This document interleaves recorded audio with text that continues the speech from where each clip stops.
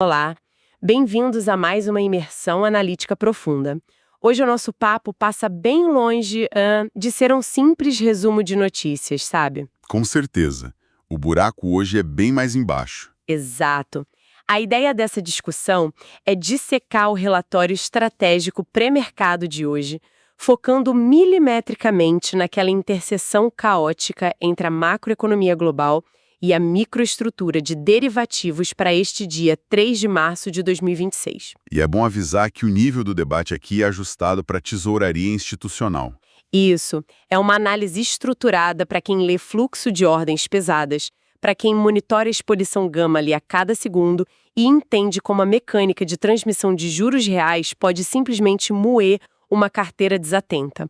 A nossa missão para hoje é decifrar os relatórios quantitativos para mapear o que de fato vai ditar o preço do Dow Futuro, o dólar futuro e do Indifut, o nosso índice, logo mais na abertura. Vamos ter que falar muito de probabilidades e zonas de defesa. Sim, zonas de defesa institucionais e, claro, como sobreviver a um dia que promete não perdoar erros. Olha, o pano de fundo para a sessão de hoje justifica totalmente esse nível de alerta máximo para quem carrega posições de risco. O fim de semana não foi nada tranquilo. Nem um pouco. Tivemos um final de fevereiro que alterou a gravidade do mercado.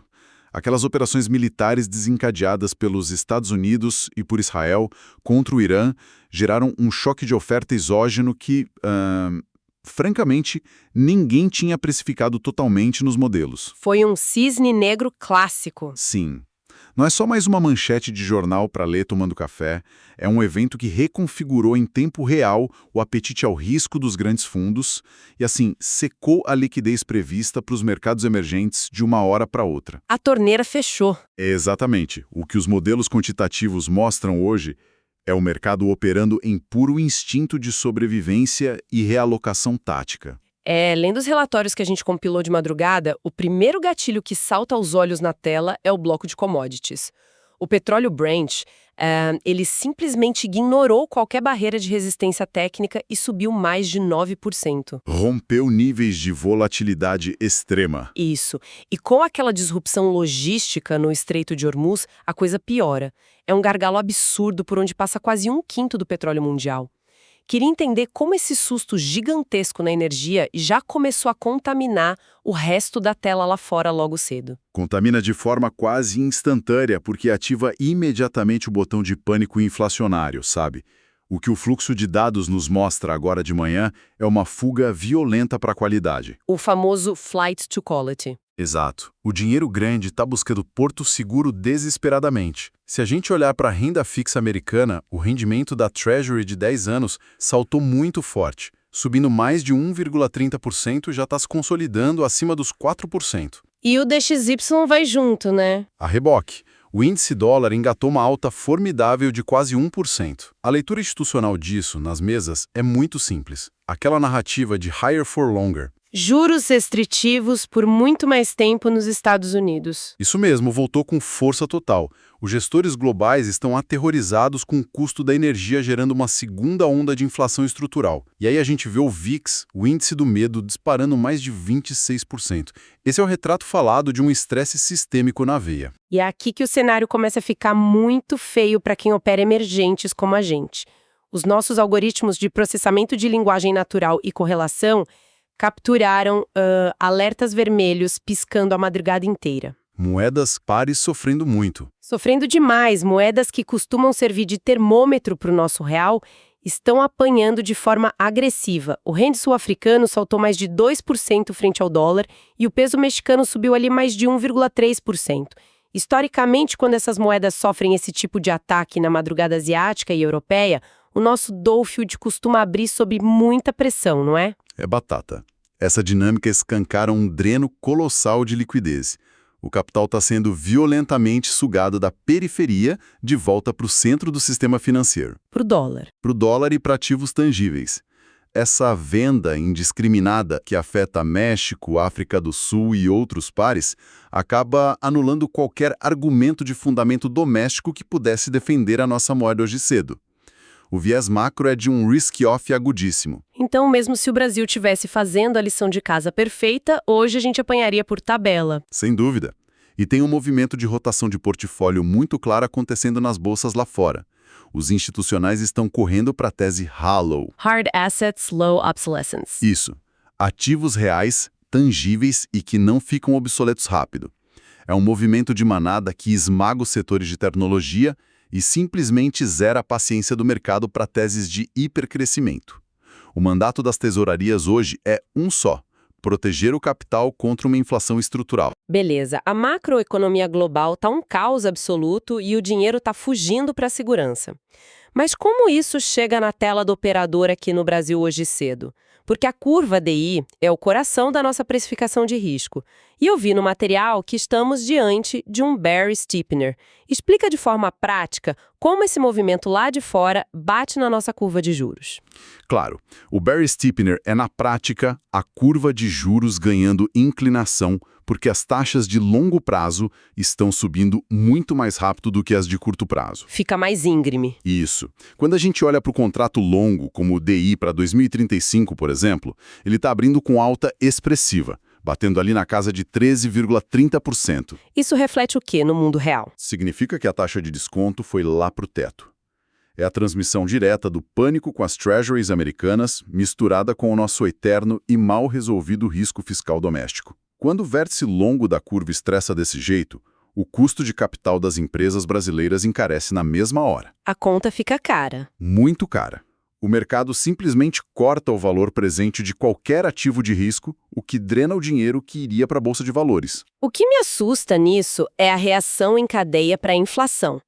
Esse choque astronômico no preço do combustível na bomba cria um beco sem saída para o Banco Central. A nossa Selic já está estacionada nos 15%.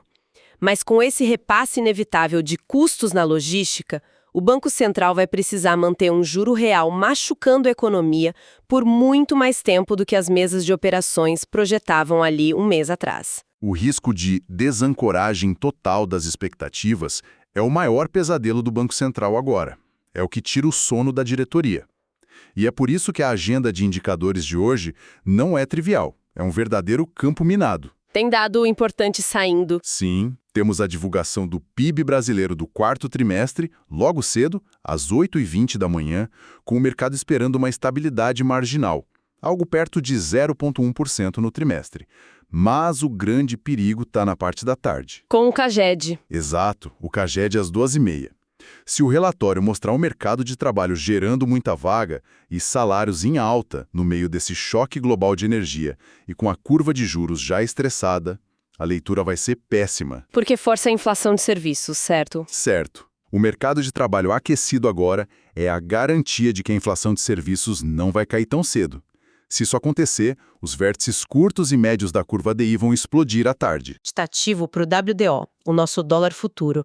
O contrato fechou ali na casa dos 5.200, 5.216 para ser mais exata. Mas o que mais me chamou a atenção no seu relatório de fluxo de opções foi um termo que define o regime do dia, gama positivo. Para quem vai sentar na mesa e operar tamanho hoje, o que esse regime muda no comportamento do ativo? Muda absolutamente a velocidade e a fricção do mercado. Pensa no gama positivo como um amortecedor de um carro de luxo. Os dados da B3 mostram um netgex de mais de 100 milhões positivos para o dólar hoje. E como o formador de mercado age nisso? Em um cenário assim, o market maker atua contra a tendência intradiária para fazer o hedge da própria carteira. Matematicamente, se o mercado sobe, a exposição dele muda de um jeito que ele é obrigado a vender índice futuro ou dólar futuro, e se o mercado cai, ele é obrigado a comprar. Ele fica enxugando o movimento. Exatamente, ele fica provendo liquidez o tempo todo.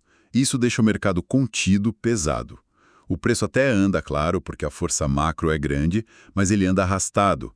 Além disso, o chamado gamma flip, que é o ponto onde esse amortecedor quebra e o pânico começa de fato, está muito lá embaixo. Na região dos 4.950, pelo que eu vi. Isso. É uma distância super confortável que tira o risco de uma aceleração descontrolada para baixo hoje. Lendo as métricas de liquidez no documento, a arquitetura do dólar fica bem nítida para a gente. O suporte estrutural monstruoso, a principal put wall, que está cheia de contratos em aberto, o Open Interest batendo quase 10 mil contratos, está posicionada lá nos 5.100. E o teto, a call wall, está bem isolada lá para cima na região dos 6 mil, com uma briga intermediária nos 5.450. Com o dólar forte no mundo inteiro e esse regime de gama positivo segurando a volatilidade, o que a modelagem projeta para a abertura? O modelo probabilístico projeta um gap de alta razoável, muito puxado por esse tsunami macroeconômico global, devendo abrir com uma alta variando ali entre 0,8% a 1,5%. Um gap de fuga? E a estratégia? A estratégia institucional de day trade para o WDO hoje é ter paciência de monge. A direção principal é de alta, tem que acompanhar o movimento de proteção global, mas não dá para simplesmente comprar o topo do movimento, porque o gama positivo vai devolver o preço na sua cara. Vai dar aquela violinada. Com certeza. O operador precisa adotar o buy the dips, ou seja, esperar as retrações, aquele respiro natural do mercado depois da abertura e procurar a entrada de compra o mais perto possível das zonas de defesa institucionais, como as imediações da put wall nos 5.150. É operar a favor da maré, mas usando o fluxo do market maker como escudo. Agora, quando eu viro a página do relatório e olho para o INDIFUT, o nosso Ibovespa futuro, parece que a gente foi transportado para outra dimensão. O índice fechou ali na casa dos 1.186.773 pontos, mas o diagnóstico aqui é brutal. A tela acusa um regime de gama negativo profundo. Qual é o tamanho real desse buraco? Olha, se o gama positivo é o amortecedor do carro, o gama negativo é o carro descendo uma serra com gelo na pista e sem freio ABS. Deus me livre. É um ambiente de extrema fragilidade técnica. O Gamma Flip, ou ponto de inversão de regime, está perto dos 188.101 pontos. Repara que isso está acima de onde o mercado fechou ontem. O que significa que a gente já abre no modo pânico. Exato. A consequência prática de operar abaixo do Gamma Flip é que a cada ponto que o mercado cai, os institucionais ficam mais direcionais do lado vendedor. Eles são forçados a vender contratos futuros a mercado para estancar a perda das carteiras de opções. Em vez de amortecer, o market maker vira o próprio causador da sangria. Ele precisa empurrar o mercado para baixo para se salvar. É o famoso efeito cascata. E tem um detalhe nos dados que me deixou bem intrigada. A grande muralha de proteção, a put wall do índice, está localizada ali na região dos 189.213 pontos. Ou seja, também está muito acima do preço atual. Como é que um suporte que fica lá em cima afeta quem está operando aqui embaixo na trincheira? O mercado não deveria ignorar essa região, já que ficou para trás? Muito pelo contrário. Quando o mercado perde o nível da put wall com força e amanhece abaixo dela, como vai acontecer hoje, essa zona deixa de ser um piso de concreto e se transforma em um magneto reverso. É o chamado pinning risk. Ela atrai o preço. Ela pressiona. A pressão das opções que ficaram dentro do dinheiro atrai o preço para níveis de dor máxima, mas como resistência e não mais suporte. É uma anomalia que indica que o índice está sem rede de segurança imediata para baixo. E a correlação com o EDUZ, que é o fundo de índice brasileiro negociado lá fora, está pesadamente negativa. Confirmando o fluxo gringo. Confirmando que o estrangeiro está de fato tirando o dinheiro daqui de forma agressiva. Não é só ruído de tela, é fluxo de saída na veia. Baseado nessas métricas, quem for operar o índice hoje corre sérios riscos de tomar um calor absurdo logo de cara. As probabilidades calculadas mostram um gap de baixa severo para abertura, orbitando ali entre menos 1,5% e menos 2,5%. O índice vai abrir direto na lona. Qual é a cartilha de sobrevivência para um dia de gama negativo e pressão tão intensa assim? Defesa absoluta. A regra de ouro de qualquer tesouraria sênior em um dia estressado e com essa configuração específica é uma só. Mãos longe do teclado na primeira meia hora. Nem clica. Não clica. A abertura vai ter um spread gigante, a liquidez vai sumir do book e o risco de tomar uma violinada fatal nos primeiros minutos é gigantesco. A diretriz operacional para o INDIFUT hoje é sell the rallies. Vender nos repiques. Isso, vender nos repiques. O mercado respira, a mão fraca acha que vai melhorar e compra, o preço bate nas médias e toma choque dos robôs vendendo. O alvo que os modelos encontraram para tentar algum suporte crível hoje está numa região muito desolada, lá nos 182.614 pontos. Bem longe. Muito longe. Qualquer operador que tentar bancar o herói, comprando o fundo achando que vai romper para cima em V, tem grandes chances de ser dizimado pela barreira técnica do Gamma Flip e pelo fluxo vendedor institucional que vai ser constante. Ninguém briga contra ajuste de risco de grandes formadores de mercado. Mas peraí, deixa eu fazer o papel de advogada do diabo aqui, usando uma premissa clássica macro. Quando a gente olha a nossa balança comercial, o cenário não é ruim. No painel, as commodities agrícolas estão subindo firme hoje, a soja subindo mais de 1,5%, milho avançando 1,2%, açúcar forte na casa de 1,7%. Verdade, a tela verde do agro. E o próprio petróleo a mais de $84 favorece um peso pesado nosso, a Petrobras, que já subia mais de 4% lá fora nas ADRs.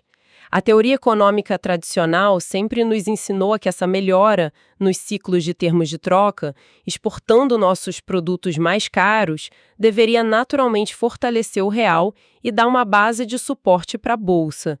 Por que esse fluxo comercial não está conseguindo segurar a cotação do nosso câmbio ou do índice hoje? Essa é a pergunta que separa quem opera manchete atrasada de quem opera fluxo de tela institucional moderno. Sim, o Brasil tem um saldo estrutural robusto e a Petrobras é uma máquina de gerar caixa nesse cenário de energia cara, sem dúvida. O problema é a âncora asiática e a urgência do momento. A China está pesando. A demanda da China não está respondendo. O índice de ações de lá, o FXI, está caindo mais de 1%. O minério de ferro pena para encontrar direção. Mas o fator determinante hoje não é o navio de soja saindo do Porto de Santos. É que um tsunami financeiro de aversão a risco atropela sem dó um trator agrícola cheio de bons fundamentos pontuais. O fluxo financeiro vence o comercial. Totalmente. No curtíssimo prazo, o capital estrangeiro não quer saber de balanço corporativo bonito. Ele precisa desesperadamente de liquidez em dólar na mão para honrar chamadas de margem no mundo todo. O medo geopolítico cria uma reprecificação global muito maior e muito mais rápida do que qualquer superávit em exportação de grãos consegue absorver na sessão de hoje. Entendi. Chegamos então ao veredito operacional da nossa imersão de hoje. Para quem opera nas trincheiras, o mercado vai apresentar uma esquizofrenia perigosa, dividida em duas realidades muito distintas. De um lado, um dólar futuro impulsionado pelo caos global e por fundamentos defensivos, mas que vai andar de forma mais lenta e pastosa, porque o gama positivo atua reduzindo o impacto direcional dos movimentos. O segredo ali é buscar retrações perto dos grandes níveis de suporte das opções, como os 5.150. E respeitar as walls. Exatamente. Do outro lado, a gente tem um índice futuro sem proteção, operando abaixo do Gamma Flip, em queda livre e extremamente vulnerável a espirais de liquidação em massa. Um terreno onde tentar comprar o fundo pode custar um mês inteiro de lucro.